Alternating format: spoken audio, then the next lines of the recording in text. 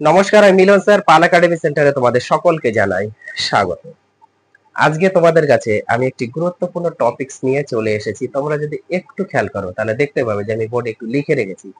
সেটি হচ্ছে physical science অর্থাৎ ভৌত বিজ্ঞানের তোমাদের হিট অ্যান্ড টেম্পারেচার অর্থাৎ তাপ ও উষ্ণতা নিয়ে আজকের এই ক্লাসটি আমি শুরু করতে চলেছি।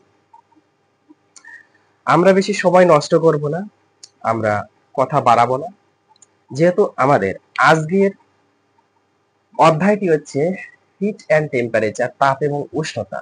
সেহেতু এই তাপ এবং উষ্ণতার মধ্যে যে যে টপিকস গুলি তোমাদের জানতে হবে, শিখতে হবে, বুঝতে হবে, পারতে হবে, তার প্রত্যেকটি বিষয় নিয়ে আজকে আমি আলোচনা করব। সর্বপ্রথম আমরা একটু জেনে নিই হিট অর্থাৎ তাপ কি। তাপটা আগে আমরা একটু জেনে নিই, তারপর এক এক করে প্রত্যেকটির ডিফিনেশন নিয়ে এবং এক্সপ্লেন নিয়ে আমি আসছি। ওকে, দেখো, তাপ হচ্ছে এক প্রকার শক্তি। তাপ হচ্ছে এক প্রকার শক্তি যা গ্রহণ করলে বস্তু উত্তপ্ত হয় বা গরম হয়, এবং যদি বর্জন করে বা ছেড়ে দেয় তাহলে বস্তুটি শীতল হয়ে যায়। এই ঘটনাটাকে বলা হয় তাপ। অর্থাৎ তাপ হলো এক প্রকার শক্তি যা গ্রহণ করলে বস্তু উত্তপ্ত হয় এবং ছেড়ে দিলে বস্তু শীতল হয়ে যায়, তাকে বলা হচ্ছে তাপ। আমরা যখন কার্যক্ষমতা শক্তি নিয়ে আলোচনা করেছি তখন তোমরা একটু মনে করো যে সেই অধ্যায় কিন্তু অ্যাকচুয়ালি তোমাদের শক্তি যে আছে সেই শক্তির সামান্য একটু নিয়ে সেখানে আলোচনা করা ছিল, এবং সেখানে কিন্তু ছিল যে শক্তি এক রূপ থেকে অন্য রূপে রূপান্তরিত হয়, এবং সেই শক্তি কিন্তু বিভিন্ন কার্যে বা কাজে ব্যবহার করা হয়ে থাকে। যেহেতু শক্তির এক রূপ থেকে অন্য রূপে রূপান্তরিত হচ্ছে এবং সেই শক্তিটিকে বিভিন্ন কাজে লাগানো যায় বা লাগানো হয়ে থাকে। এখন এই যে তাপ, এই তাপও কিন্তু এক ধরনের শক্তি। এই তাপকে কিন্তু কাজে আমরা বিভিন্ন ভাবে লাগিয়ে, মানে বিভিন্ন ভাবে কিন্তু আমরা কাজে লাগাতে পারি, তাই না? এখন এই যে তাপ, এই তাপের যে একক নিয়ে যদি আমরা একটু চিন্তা করি, তাপের একক হচ্ছে অ্যাকচুয়ালি জুল। ওকে, তাপের একক হচ্ছে জুল।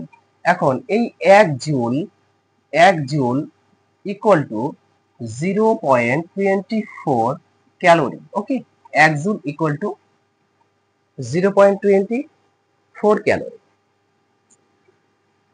তাপের যেমন একক হচ্ছে জুল, এর কিন্তু আরেকটি একক আছে।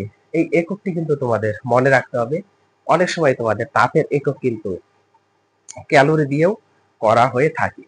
তো এই জুল এবং ক্যালোরি দুটোই কিন্তু মনে রাখবে যে তাপের একক জুল। হ্যাঁ, এসআই একক হচ্ছে তাপের জুল। আর অনেক সময় জুলের পরিবর্তে যদি ক্যালোরি থাকে তাহলে ক্যালোরিটি কিন্তু সঠিক, এটা কিন্তু ভুল না। এখন এক জুল যেহেতু 0.24 ক্যালোরির সাথে সমান, হ্যাঁ, এখন এই এক ক্যালোরি ইকুয়াল টু হচ্ছে 4.18 জুল। ওকে, 4.18 জুল। এখন এই জিনিসটাকে হ্যাঁ প্রপারলি যদি আমরা লিখি 4.20 জুল হয়। আবার এই জিনিসটাকে যদি আরেকটু প্রপারলি লিখি তাহলে হচ্ছে 4.2 জুল, যেটা হচ্ছে তোমাদের বইয়ে দেওয়া আছে। অর্থাৎ আমাদের অ্যাকুরেট যে আহ, মানটা এসে দাঁড়ালো সেটা কিন্তু এক ক্যালোরি এক ক্যালোরি ইকুয়াল টু, সরি, হ্যাঁ, এক ক্যালোরি ইকুয়াল টু 4.2 জুল। ওকে, এক ক্যালোরি ইকুয়াল টু 4.2 জুল। তো এই জিনিসটা কিন্তু তোমাদের একটু মনে রাখতে হবে, এবং এই কোশ্চেনটি খুবই ইম্পর্টেন্ট একটি কোশ্চেন। এই কোশ্চেনটি তোমাদের এক্সামে দেয় যে এক ক্যালোরি ইকুয়াল টু কত জুল। এক calorie equal to 4.2 joule. Clear এতটুকু? এখন আসি আমরা টেম্পারেচার বা উষ্ণতা। টেম্পারেচার বা উষ্ণতাটা কি? উষ্ণতা কাকে বলে? উষ্ণতা হলো বস্তুর তাপীয় অবস্থা। উষ্ণতা হচ্ছে কোনো বস্তুর তাপীয় অবস্থা, যেটা নির্ধারিত করবে সেই বস্তুটিকে যদি অন্য একটি বস্তুর সংস্পর্শে রাখা হয় তাহলে সেই বস্তুটি তাপ দিবে না তাপ নিবে। ওকে, তাহলে উষ্ণতা হচ্ছে বস্তুর তাপীয় অবস্থা, যেটা নির্ধারিত করে সেই বস্তুটি কোনো বস্তুর সংস্পর্শে এলে বা সেই বস্তুটি অন্য কোনো বস্তুর সংস্পর্শে এলে ওই বস্তুটি তাপ দিবে না ওই বস্তুটি তাপ নিবে তার উপরে। ওকে, এখন এই যে টেম্পারেচার বা উষ্ণতা, উষ্ণতার তিনটে স্কেল আছে। উষ্ণতার হচ্ছে তিনটে স্কেল। কি কি স্কেল দেখো একটু। একটা হচ্ছে সেন্টিগ্রেড বা সেলসিয়াস স্কেল, আর একটা হচ্ছে ফারেনহাইট স্কেল, আর একটা হচ্ছে কেলভিন স্কেল। সেলসিয়াস, ফারেনহাইট এবং কেলভিন স্কেল, এই উষ্ণতা পরিমাপের কিন্তু তিনটা স্কেল, এবং এই তিনটা স্কেলই হচ্ছে তিনটা বিজ্ঞানীর নাম অনুসারে হয়েছে। বিজ্ঞানী সেলসিয়াস, বিজ্ঞানী ফারেনহাইট, বিজ্ঞানী কেলভিনের নাম অনুযায়ী তিনটা স্কেল কিন্তু আবিষ্কার করা হয়েছে। এখন এই তিনটে স্কেলের কিন্তু প্রত্যেকটিরই যেটা হচ্ছে নিম্ন স্থিরাঙ্ক। ওকে, নিম্ন স্থিরাঙ্ক, নিম্ন স্থিরাঙ্ক একে আমরা এর হিমাঙ্ক বলতে পারি। ওকে, হিমাঙ্ক, এটাকে হিমাঙ্ক হিসাবে অনেক সময় ধরা হয়ে থাকে। নিম্ন স্থিরাঙ্ক, আর একটা থাকে হচ্ছে ঊর্ধ্ব স্থিরাঙ্ক। ওকে, ঊর্ধ্ব স্থিরাঙ্ক, ঊর্ধ্ব স্থিরাঙ্ক, তার মানে এই তিনটে স্কেলেরই প্রত্যেকের নিম্ন স্থিরাঙ্ক আছে এবং ঊর্ধ্ব স্থিরাঙ্ক আছে। আচ্ছা, নিম্ন স্থিরাঙ্ক এবং ঊর্ধ্ব স্থিরাঙ্ক এই জিনিসটা বোঝার আগে আমরা একটু বুঝে নিই যে অ্যাকচুয়ালি নিম্ন স্থিরাঙ্কটা কি আর ঊর্ধ্ব স্থিরাঙ্কটা কি। দেখো, নিম্ন স্থিরাঙ্ক হচ্ছে প্রমাণ বায়ুমণ্ডলীয় চাপে, প্রমাণ বায়ুমণ্ডলীয় চাপে যে উষ্ণতায় জল জমে বরফে পরিণত হয় তাকে বলা হয় নিম্ন স্থিরাঙ্ক বা হিমাঙ্ক। এবং প্রমাণ বায়ুমণ্ডলীয় চাপে যে উষ্ণতায় জল ফুটে বাষ্পে পরিণত হয়, জল ফুটে বাষ্পে পরিণত হয় তাকে বলা হচ্ছে ঊর্ধ্ব স্থিরাঙ্ক। এখন এই যে নিম্ন স্থিরাঙ্ক এটা কিন্তু অ্যাকচুয়ালি 76 76 সেন্টিমিটার। ওকে, 76 সেন্টিমিটার পারদ স্তম্ভের চাপে, হুম, 76 মানে 76 সেন্টিমিটার পারদ স্তম্ভের চাপে প্রমাণ বায়ুমণ্ডলীয় চাপে যে উষ্ণতায় জল জমে বরফে পরিণত হচ্ছে তাকে বলা হচ্ছে নিম্ন স্থিরাঙ্ক। আর ঊর্ধ্ব স্থিরাঙ্কের ক্ষেত্রে অ্যাকচুয়ালি 45 ডিগ্রি, 45 ডিগ্রি কিন্তু অক্ষাংশে, 45 ডিগ্রি অক্ষাংশে। ওকে, প্রমাণ বায়ুমণ্ডলীয় চাপে যে উষ্ণতায় জল ফুটে বাষ্পে পরিণত হয় তাকে বলা হচ্ছে ঊর্ধ্ব স্থিরাঙ্ক। এখন আমরা একটু হিসাব করি যে সেলসিয়াস স্কেলের যে নিম্ন স্থিরাঙ্ক তার মান হচ্ছে 0 ডিগ্রি। ওকে, এবং ঊর্ধ্ব স্থিরাঙ্ক, ঊর্ধ্ব স্থিরাঙ্ক হচ্ছে 100 ডিগ্রি সেন্টিগ্রেড, এটা 0 ডিগ্রি সেন্টিগ্রেড। ক্লিয়ার? ফারেনহাইট এর হচ্ছে 32 ডিগ্রি ফারেনহাইট নিম্ন স্থিরাঙ্ক এবং ঊর্ধ্ব স্থিরাঙ্ক হচ্ছে 212 ডিগ্রি ফারেনহাইট। ক্লিয়ার?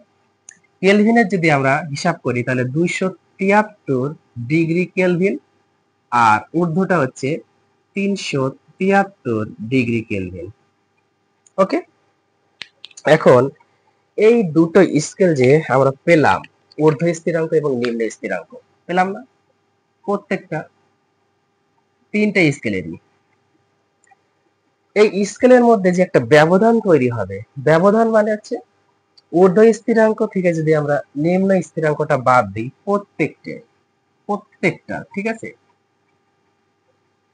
ঊর্ধ্ব থেকে যদি নিম্ন বাদ দিই তাহলে কি এসে দাঁড়াচ্ছে, ঊর্ধ্ব মাইনাস নিম্ন, তাই তো, ইকুয়াল টু 100 ডিগ্রি দাঁড়াচ্ছে। এটা এটা 212 মাইনাস 32 মানে এটা দাঁড়াচ্ছে 180 ডিগ্রি ফারেনহাইট। ওকে, এখন এটার ক্ষেত্রে 373 degree minus 273 degree equal to 100 degree কিন্তু কেলভিন এসে দাঁড়াচ্ছে। এদের যে ব্যবধান এটাকে কিন্তু বলা হয় ব্যবধান। ওকে, ব্যবধান, প্রত্যেকটি স্কেলের মধ্যে যে ব্যবধান, ব্যবধান হচ্ছে ঊর্ধ্ব স্থিরাঙ্ক মাইনাস নিম্ন স্থিরাঙ্ক। এখন এই স্কেলগুলির ব্যবধান আর এই স্কেল এই তিনটে স্কেল এবং তিনটে স্কেলের ব্যবধান নিয়ে একটা সমীকরণ তোমাদের আছে, একটা সমীকরণ আছে। সমীকরণটা কিভাবে গঠন করা হয় দেখো, আমরা তোমার একটু খেয়াল করো। দেখো, সেলসিয়াস স্কেলের ক্ষেত্রে যদি আমরা করি, তাহলে সেলসিয়াস স্কেলের পার্টটা থাকবে, ওকে, মাইনাস সেই স্কেলের নিম্ন স্থিরাঙ্ক বাই ঊর্ধ্ব স্থিরাঙ্ক মাইনাস নিম্ন স্থিরাঙ্ক, ওকে, সেলসিয়াস স্কেলের ক্ষেত্রে। যদি ফারেনহাইট স্কেলের ক্ষেত্রে আমরা করি, দেখো ফারেনহাইট স্কেলের ক্ষেত্রে, তাহলে ফারেনহাইট স্কেলের পার্ট মাইনাস সেই স্কেলের নিম্ন স্থিরাঙ্ক কত 32 বাই এর ঊর্ধ্ব স্থিরাঙ্ক 212 মাইনাস 32, ওকে, ডিগ্রি। এবার যদি আমরা কেলভিন স্কেলের ক্ষেত্রে আসি, কেলভিন স্কেলের ক্ষেত্রে, তাহলে কেলভিন স্কেলের পার্ট থাকবে মাইনাস সেই স্কেলের নিম্ন স্থিরাঙ্ক 273 ডিগ্রি আর ঊর্ধ্ব স্থিরাঙ্ক 373 মাইনাস নিম্ন স্থিরাঙ্ক 273, ওকে। এখন এখান থেকে যদি আমরা ডিফারেন্সটা একটু ক্যালকুলেশন করি, তাহলে কি এসে দাঁড়াচ্ছে দেখো, এটা কিন্তু এসে দাঁড়াচ্ছে সি সি, জিরো তো আর ভ্যালু নেই, জিরোর তো আর ভ্যালু নেই, সি থেকে জিরো বাদ দিলে মানে সি থাকে। এবার 100 থেকে জিরো বাদ দিলে মানে 100ই থাকবে, ইকুয়াল টু এটার ক্ষেত্রে এফ মাইনাস 32ই থাকবে বাই, যদি এটার আমরা ডিফারেন্স করি, যে 212 থেকে 32 যদি চলে যায়, তাহলে আমরা পাচ্ছি 2 2 মিলে গেলে 0, আচ্ছা 11 থেকে 3 গেলে 8, হাতে আমার 1, তাহলে 180 ডিগ্রি পাচ্ছি। আর এটার ক্ষেত্রে আমরা পাচ্ছি কে মাইনাস 273 বাই, এটা কিন্তু ডিফারেন্স যদি করি তাহলে 100। এখন নিচে নিচে যদি আমরা একটু কাটাকুটি করি, তাহলে কত দিয়ে কাটবে দেখো, আমরা যদি এটা 20 দিয়ে যদি কেটে দিই, তাহলে হচ্ছে 5 20 100, 20 দিয়ে কাটলে এটা 9, 20 দিয়ে কাটলে এটা 5। তাহলে অ্যাকুরেট যে ইকুয়েশন, সেই ইকুয়েশনটা এসে কিন্তু আমাদের দাঁড়াচ্ছে C by 5 equal to F minus 32 by 9 equal to K minus 273 by 5। এটা কিন্তু হচ্ছে অ্যাকুরেট সমীকরণ এসে দাঁড়াচ্ছে। এবং তোমাদের বইয়ের মধ্যে হ্যাঁ, সেলসিয়াস এবং ফারেনহাইট স্কেলের মধ্যে যে সম্পর্ক, সেই সম্পর্কটা কিন্তু এটা আছে, C by 5 equal to F minus 32 by 9, যেটা উপরের পার থেকে কিন্তু এসেছে, ওকে। এই সমীকরণটা একটু তোমাদের মনে রাখতে হবে, এবং এই সমীকরণ দিয়ে তোমাদের অনেক ম্যাথমেটিক্যাল সলিউশন গুলি আছে, যেটা তোমাদের করতে হবে। তো এই ইকুয়েশনটা কিন্তু অ্যাকচুয়ালি এইভাবে আসে, বুঝতে পেরেছো? এখন সবচেয়ে মজার বিষয় বা ইন্টারেস্টিং বিষয়টা কি দেখো, এই যে প্রথমে যে আমরা লিখেছি না সেলসিয়াস আর ফারেনহাইট, এই যে সেলসিয়াস আর ফারেনহাইট, এখন সেলসিয়াস থেকে ফারেনহাইটে আসার নিয়ম আছে, আবার সেলসিয়াস থেকে কেলভিন স্কেলে আসার নিয়ম আছে। এই কেলভিন স্কেলের কিন্তু আরেকটা নাম হচ্ছে পরম স্কেল, ওকে, পরম পরম স্কেল। এই জিনিসটা কিন্তু একটু মনে রাখতে হবে যে কেলভিন স্কেলের আরেকটা নাম আছে পরম পরম স্কেল। এখন সেলসিয়াস থেকে ফারেনহাইটে আসলে কি করতে হবে দেখো, সেলসিয়াস থেকে যখন আমরা ফারেনহাইটে আসব, তখন সাপোজ মনে করো যে 25 ডিগ্রি সেন্টিগ্রেড আছে। এখন এই 25 ডিগ্রি সেন্টিগ্রেডকে আমাদের ফারেনহাইটে আসতে হবে। ফারেনহাইটে আসার নিয়ম, ফারেনহাইটে আমরা আসবো কিভাবে, যখন ফারেনহাইটে আসবো তখন হচ্ছে সেলসিয়াস স্কেলের যে পার্টটা থাকবে, কত আছে 25, সেলসিয়াস স্কেলের যে পার্টটা থাকবে সেই পার্টটাকে 9/5 দ্বারা গুণ করতে হবে। 9/5 দ্বারা গুণ করে এর সাথে 32 যোগ করতে হবে, বোঝা গেল? সেলসিয়াস থেকে ফারেনহাইটে আসার নিয়ম, সেলসিয়াস স্কেলের যে পার্টটা দেওয়া থাকবে সেই পার্টটাকে 9/5 দ্বারা গুণ করতে হবে, গুণ করে তার সাথে 32 ডিগ্রি যোগ করলে আমাদের ফারেনহাইটে চলে আসবে। এটা নিয়মটা একটু মনে রাখবে। এটা যদি আমরা কাটাকুটি করি তাহলে 5 হবে, 5 9 গুণ করলে 45 ডিগ্রি প্লাস এদিকে আছে আমাদের 32 degree. So 25 degree centigrade means মানে হচ্ছে 7 অর্থাৎ 77 ডিগ্রি ফারেনহাইট, ওকে। তাহলে সেলসিয়াস থেকে ফারেনহাইটে আসার নিয়ম হচ্ছে এটাই, সেলসিয়াস থেকে ফারেনহাইটে আসার নিয়ম সবসময় মনে রাখতে হবে যে 9/5 দ্বারা গুণ করে 32 যোগ। ওকে, এবং সেলসিয়াস থেকে যদি কেলভিন, এই যে আমি লিখে রেখেছি, সেলসিয়াস থেকে যদি কেলভিনে আসি তখন সেক্ষেত্রে কি করতে হবে? বেশি কিছু করতে হবে না, শুধু শুধু কি করতে হবে? সেলসিয়াস স্কেলের যে মানটা থাকবে, সাপোজ মনে করো এখানে 10 ডিগ্রি সেন্টিগ্রেড কে বলেছে যে এটাকে কেলভিন বা পরম স্কেলে মান কত, তখন 273 সাথে শুধু আমাদের সেলসিয়াস স্কেলের মানটা যোগ করে দিতে হবে। 273 সাথে আমাদের কি করতে হবে? সেলসিয়াস স্কেলের যে মানটা থাকবে সেই মানটা শুধু যোগ করে দিতে হবে। এখন যদি বলে যে আমাদের -10 ডিগ্রি সেন্টিগ্রেড মানে কত, কত কেলভিন, তাহলে কিন্তু এখানে তোমাদের অ্যাকচুয়ালি অ্যাকুরেট অ্যান্সারটা এসে দাঁড়াবে, হ্যাঁ, সেটা হচ্ছে, একটু খেয়াল করো, দেখো আমরা কি জানি যে 273 কিন্তু যোগ করতে হয়। ওকে, যোগ করতে হয়, কিন্তু এটা হচ্ছে আমাদের -10 আছে না, তাহলে মাইনাস হয়ে যাবে, তখন এখানে 273 প্লাস মাইনাসে -10 হয়ে যায়, ইকুয়াল টু 263, হ্যাঁ, কেলভিন, 263 কেলভিন, বোঝা গেল? তাহলে 263, এটা কিন্তু আমাদের তাহলে হচ্ছিল কত? 283 কেলভিন। এইভাবে কিন্তু তোমাদের মানে সেলসিয়াস থেকে কেলভিনে আসতে গেলে 273 যোগ করতে হবে, আর মাইনাস থাকলে তো অলরেডি মাইনাসই হবে, আর সেলসিয়াস থেকে যদি ফারেনহাইটে আসে তাহলে 9/5 দ্বারা গুণ করে তার সাথে 32 ডিগ্রি যোগ করতে হবে। ক্লিয়ার? এই দুটো রিলেশন খুবই ইম্পর্টেন্ট, এবং এই যে রিলেশনটা c/5 equal to f minus 32/9, very very very important. Okay, অনেক এক্সামে এখান থেকে কোশ্চেন এসে থাকে। তাহলে তাপ এবং উষ্ণতা নিয়ে যতটুকু অ্যাকচুয়ালি তোমাদের এখানে বোঝার দরকার ছিল তার প্রত্যেকটি বিষয় কিন্তু আমি এখানে বুঝিয়ে দিলাম। এর আগে তোমাদের আমি এই তাপ সম্পর্কিত বা তাপের ঘটনা সমূহে এই অধ্যায়েরই তোমাদের দুটো ক্লাস কিন্তু আমি অলরেডি আপলোড করে রেখেছি, যারা দেখেন একটু দেখবে। প্রথম পার্ট 1 এর ক্লাসে আমি সেখানে আলোচনা করেছি যে কঠিন পদার্থের আয়তন প্রসারণ নিয়ে। এখন কঠিন পদার্থের ক্ষেত্রে আয়তন প্রসারণ 3 ধরনের ছিল। একটা হচ্ছে দৈর্ঘ্য প্রসারণ গুণাঙ্ক, ক্ষেত্র প্রসারণ গুণাঙ্ক এবং আয়তন প্রসারণ গুণাঙ্ক। এবং দৈর্ঘ্য প্রসারণ গুণাঙ্ক, ক্ষেত্র প্রসারণ গুণাঙ্ক, আয়তন প্রসারণ গুণাঙ্কের মধ্যে একটা তোমাদের সম্পর্ক ছিল আলফা বিটা গামার মধ্যে, আমি দেখিয়েছি সম্পর্কটা, একটু দেখবা পার্ট 1 এর ক্লাসটা। আর 2 নাম্বার পার্টে আমি সেখানে আলোচনা করেছি হচ্ছে তোমাদের তরল পদার্থের আয়তন প্রসারণ নিয়ে। তরল পদার্থের আয়তন প্রসারণ সেটা হচ্ছে 2 ধরনের হয়।